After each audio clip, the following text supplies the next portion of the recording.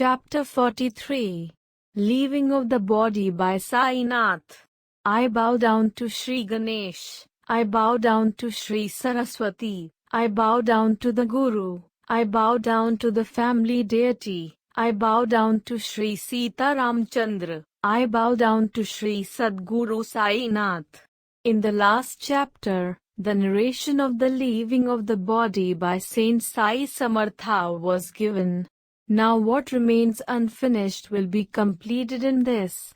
My unique love for Sai has been kindled by that Samartha. Hemad has surrendered at his feet and outlines the story. It is he who gives a liking for devotion. It is he who increases the greatness of the stories. It is because of him that worship through bhajan has attained glory and brings about aversion to this mundane world. Therefore, with my whole heart and soul, I do obeisance to him countless times. I cannot even fully think of his greatness in meditation, but it is possible only through complete surrender.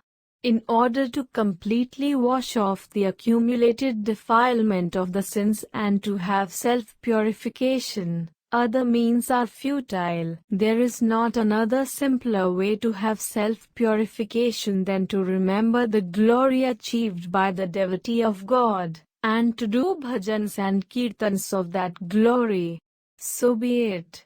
Let us recollect the story already narrated in the last chapter and deliberate over it. Then we may proceed further with the narration of Sai's merger in self-bliss.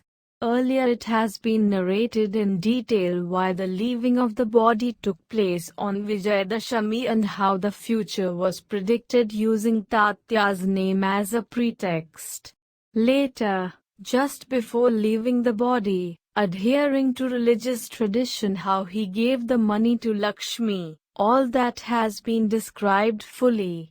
Now in this chapter, I will narrate how Sai listened to the Ramayana for his own benefit, as read by a Brahmin, as the time for leaving the body approached.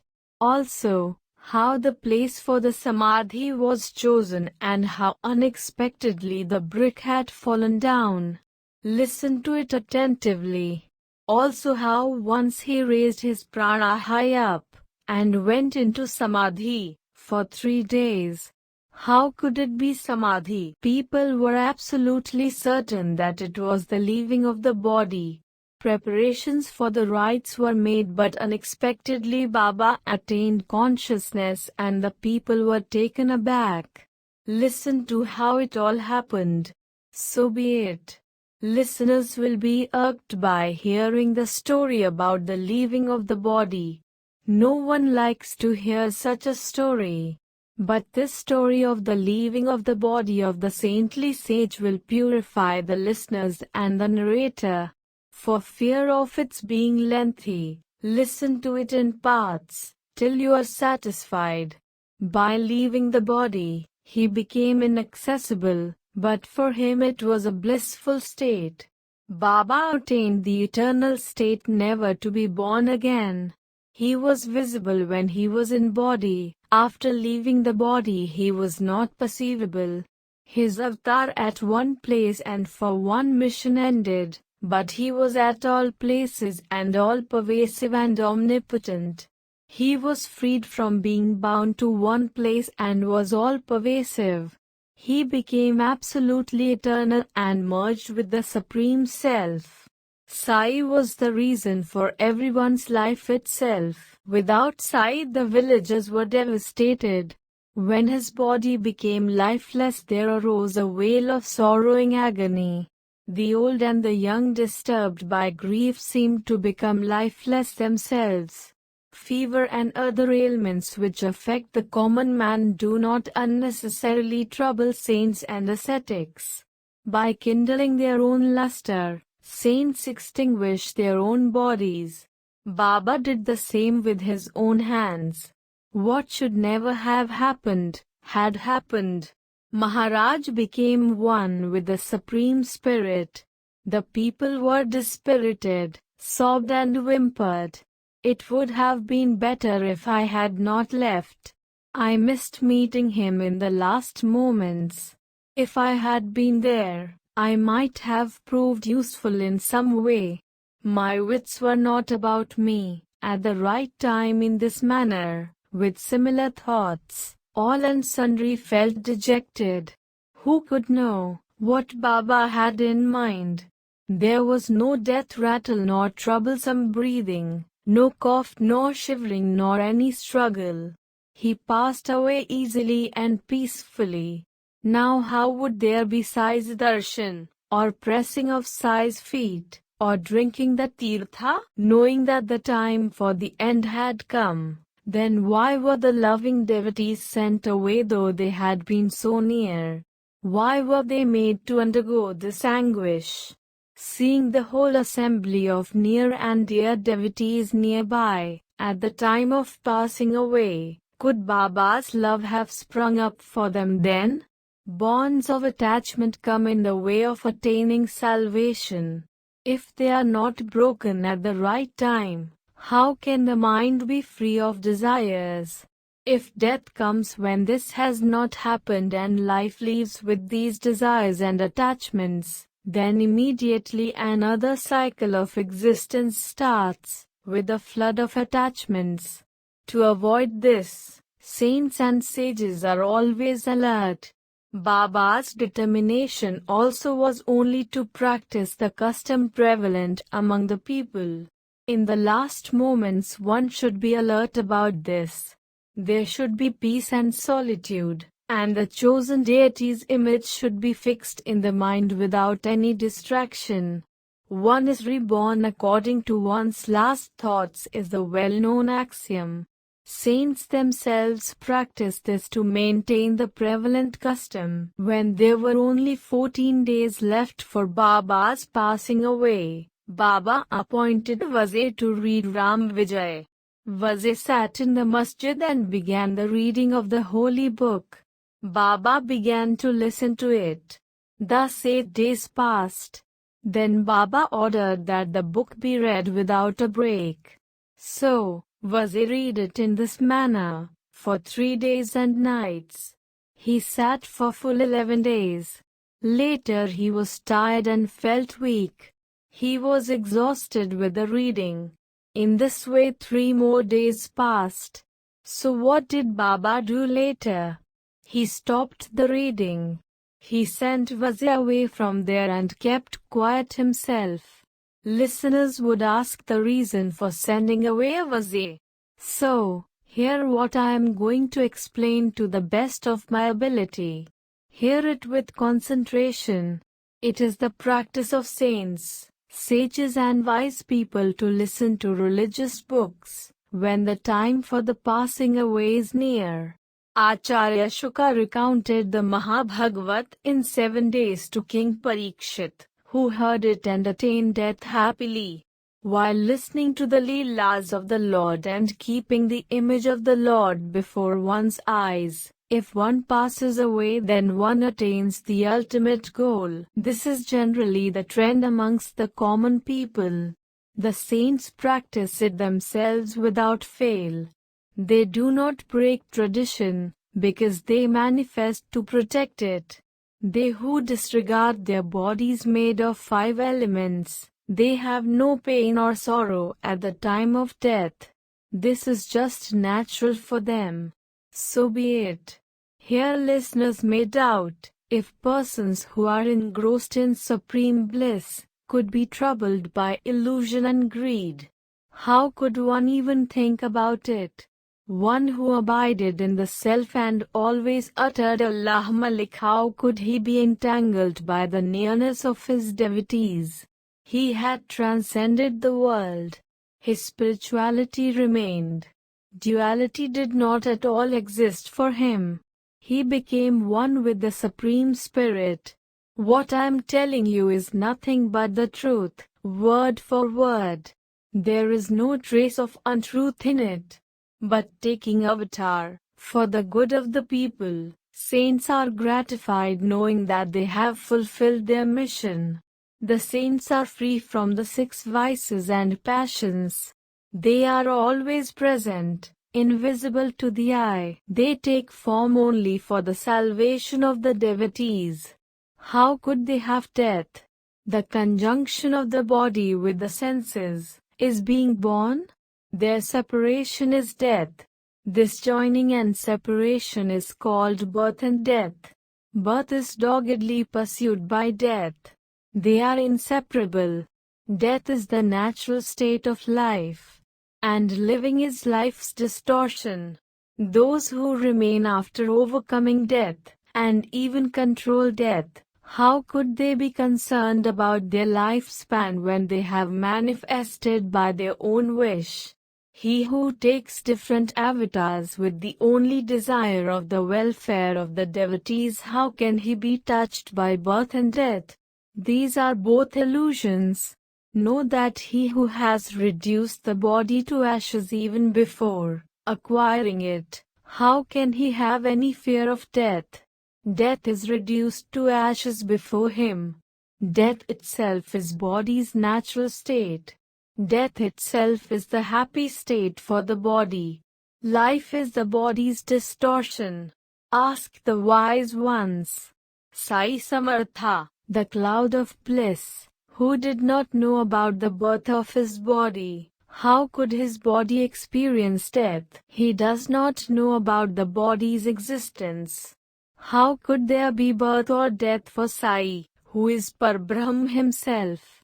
Knowing that Brahma is truth and the world a mirage, how could he have body consciousness?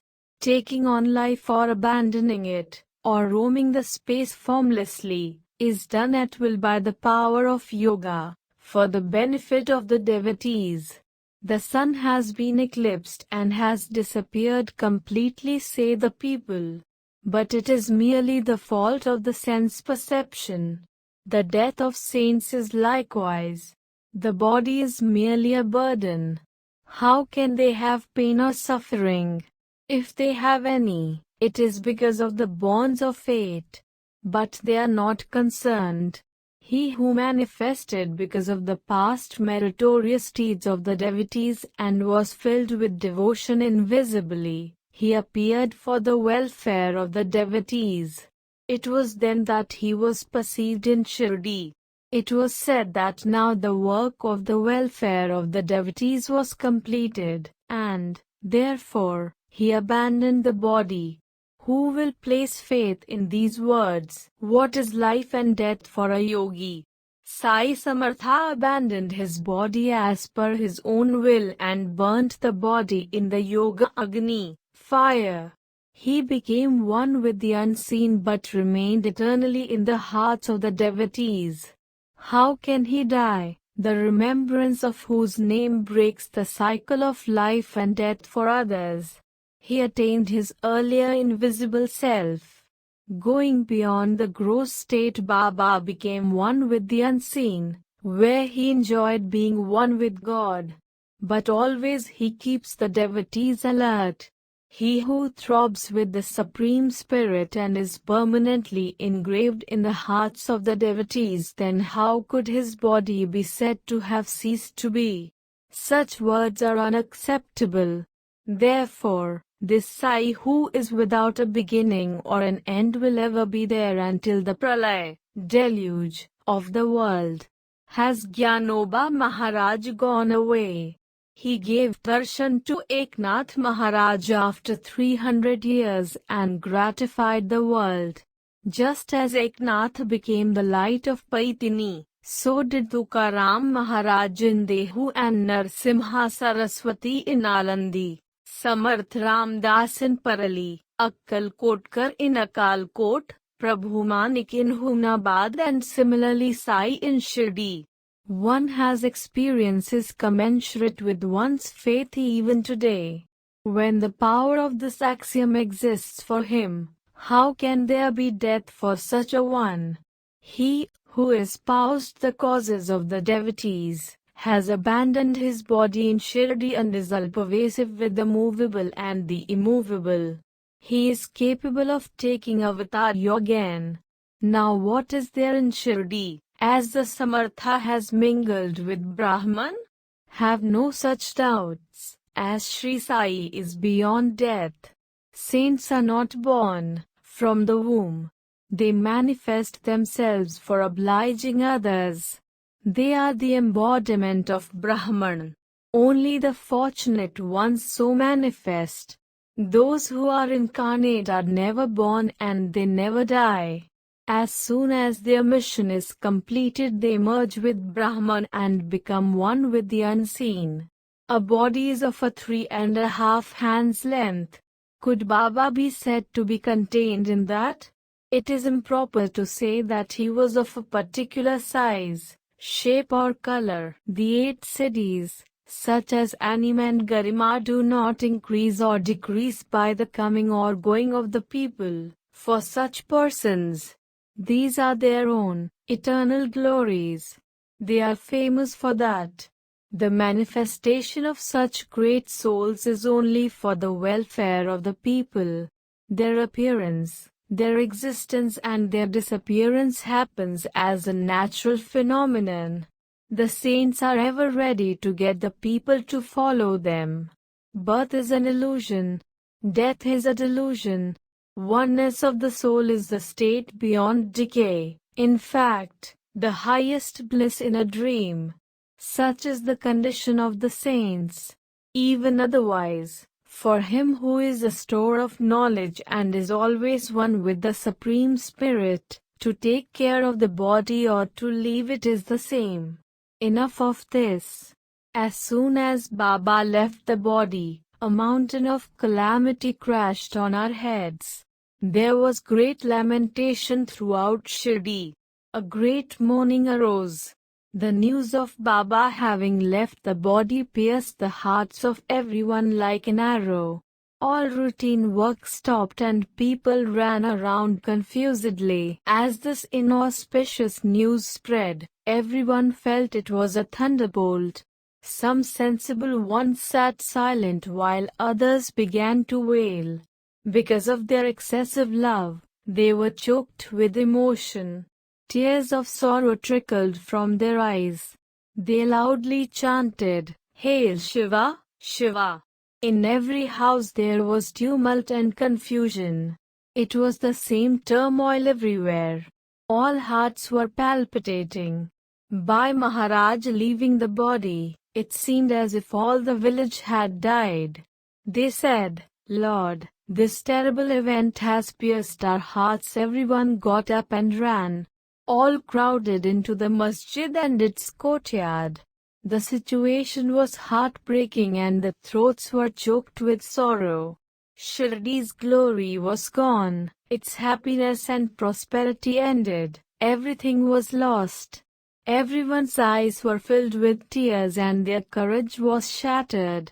That which was counted amongst the 7 holy places and which Baba always called Dwarkamai, unfailingly, was the greatness of that masjid.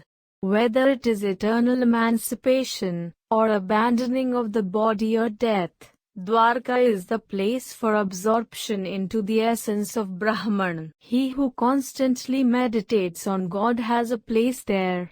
That Guru Raj, Sarya, compassionate mother and father of the devotees, the abode of repose of the devotees, is remembered always. Shirdi was desolate without Baba. The whole atmosphere, all the directions, had a vacuum and was sorrowful. Shirdi appeared like a lifeless body.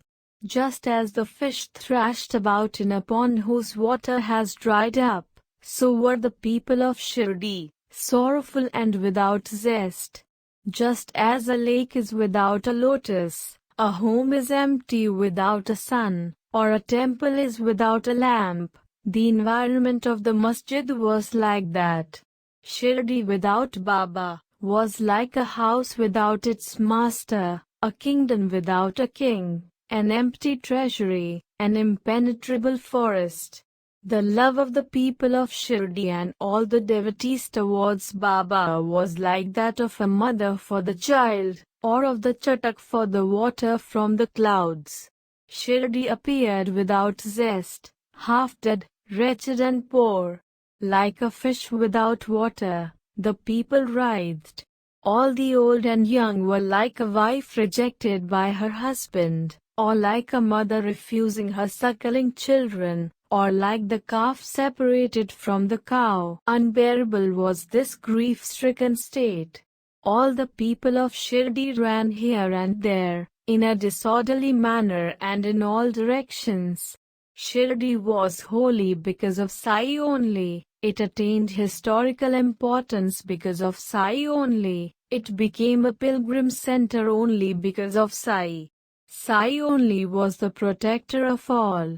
Some cried out aloud, some rolled in the dust, some lay unconscious. The people were full of misery. Tears of sorrow trickled down from the eyes of men and women who were very morose. They forsook eating and drinking and became pitiable. Seeing Baba's inert form, the villagers were extremely unhappy. All the devotees, young and old, were very uneasy.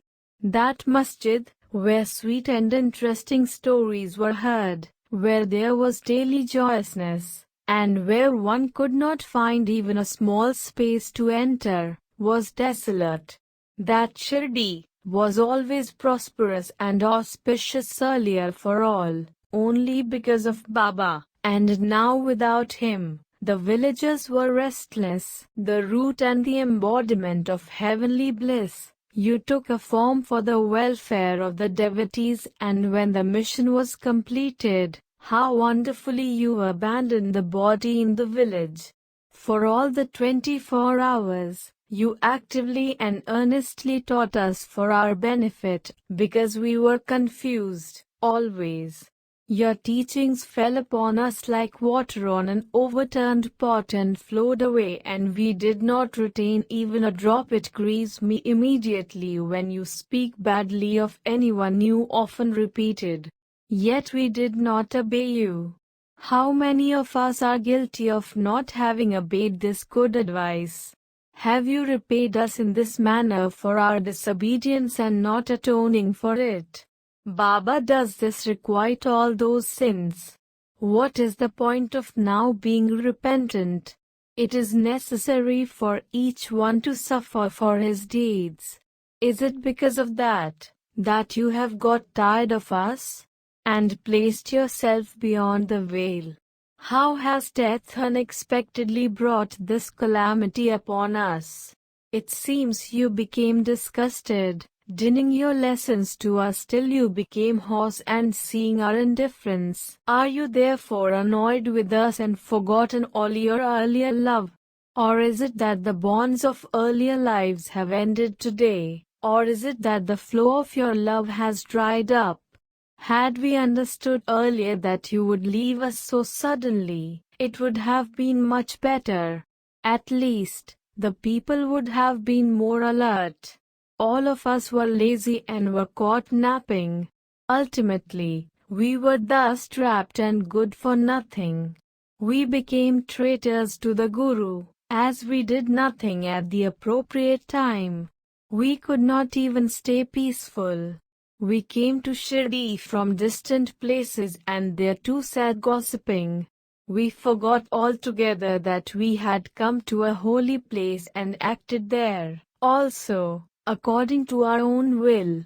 Devotees of varied and different natures came, wise ones, egoistic, selfish, argumentative. But to the knower, they were one, in their pristine form, and there was no difference between them as being superior or inferior.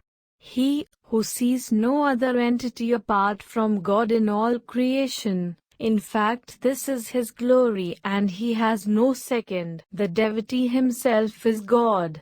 The Guru is no different. But when both have forgotten the real self, the difference arises because of that.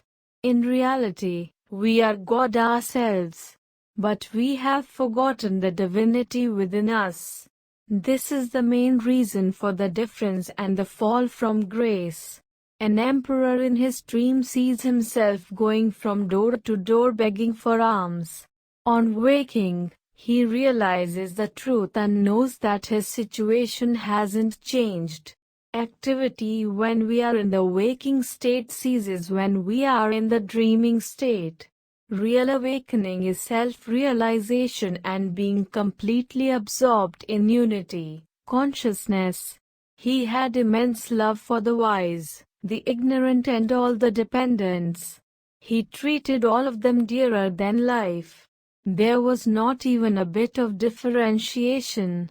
Though experience had shown that he was God in human form, his pampering and indulgence became the undoing of all. Some were given riches and wealth. Some were given happiness in worldly life and the boon of children.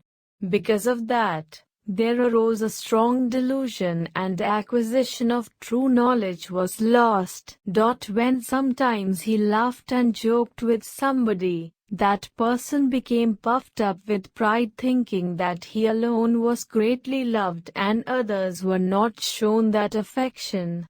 Similarly, if he spoke angrily to someone, they said that he was not liked by Baba and that Baba gave them alone all the respect and not to others. While engaged in making such comparisons, which Baba did not even dream of, it's we who were the losers insofar as our good was concerned and forgot our ultimate aim. By good fortune, Parbrahm and the embodiment of the Supreme Spirit was so close to us. But we forgot the main purpose and lost the opportunity in fun and frolic. As soon as they came, the people took Baba's darshan and offered him fruits, flowers and all other things. But when he asked for dakshina, they slipped away from there and did not stay there. Seeing our petty faults and failings, he told us stories for our welfare. It seems, however, that he was greatly troubled and left suddenly for his own abode. Will these eyes now ever see again your self-blissful state? That blissful image is gone and lost forever and anon. Oh, see this devastating fate. Sai, our friend, is lost forever. He was selfless and compassionate. Such a one has become a stranger to us. It is not good to harass others. It hurts me, he said. But we paid no attention to it and continued to quarrel as much as we wished to. We lost you, Sainath, as devotees and others harassed each other. We are now repentant as we now remember your words. It is said that Maharaj had told his devotees that in time to come, he would reappear as a lad of 8 years. These are the words of a saint and no one should doubt them. Chakrapani in the Krishna avatar did exactly this. Krishna appeared before Devaki in the prison as a lad of 8 years, with a lustrous complexion wielding weapons in his forearms. In that incarnation, the purpose was to lighten the burden of the earth. In this, the upliftment of his devotees. Where is the reason for doubt? Then, the ways of the saints are really inscrutable. This determination was not due to the contact of only one life, but it was a relationship that existed for 72 generations, which was told by Baba to the devotees and which has been narrated earlier. Bonding with such ties of love, it seems that Maharaj has gone on a tour and the devotees have a firm belief that he would return. He gives divine visions to many, he appears in dreams to quite a number, and he grants miracles to several people secretly. He is never seen by those who have no faith, while the devotees and the believers find him near them always. One experiences according to one's mental state. In the Chavadi, he is present invisibly. In the Masjid, he is Brahma incarnate. In the Samadhi Mandir, he is in Samadhi. The bliss of his presence is everywhere. So, at present, this is the belief that devotees should hold. Sai Samartha is always there, permanently and continuously. Deities leave for their abode. Saints remain in Brahma state. There is no coming and going for them. They merge with the Supreme Spirit blissfully. Therefore, this is my only request. I bow down in all humility to all, the young and the old. Listen respectfully to all I say. Develop companionship or association with those who are well-known, virtuous and divine. Have selfless love at the feet of the Guru. Have inclination to tell stories about the virtues and glory of the Guru. Develop inseparable love for the Guru. Never let that bond of love break. Let the devotees remain blissful at the feet of the Guru, day and night. So, then, all the people, the devotees and the villagers began to discuss about the befitting last rites for the body. Srimant Bhutti, a great devotee, had already built a huge pleasing vada, which would be a future memorial. Then, later, there were discussions for 36 hours on the subject where the body should be placed. Whatever was to happen did take place. One said that the Hindus should not now be allowed to touch the body. It would be taken with pomp and show and placed in a Muslim tomb. Another said that it should be interred in an open space and a beautiful mausoleum should be built over it, where it should remain always. Kushal Chand and Amir Shakkar had the same opinion. But, place the body in Vada were the words of Baba. Ramchandra Patil was a very resolute person. He was an officer of the village, and a loving servitor of Baba. He spoke to the villagers. Whatever may be your opinion, it is not at all acceptable to us. Sai's body should not be placed anywhere else, outside the Vada. Even for a moment the Hindus held opinions as per their religious beliefs and, likewise the Muslims. There was a discussion about what was right and what was wrong throughout the night. Now, Lakshman Mama, who was in deep sleep at his home, in the early morning hours had a dream that Baba held his hand and said, "Get up quickly and come. Bapu Sahib will not come today.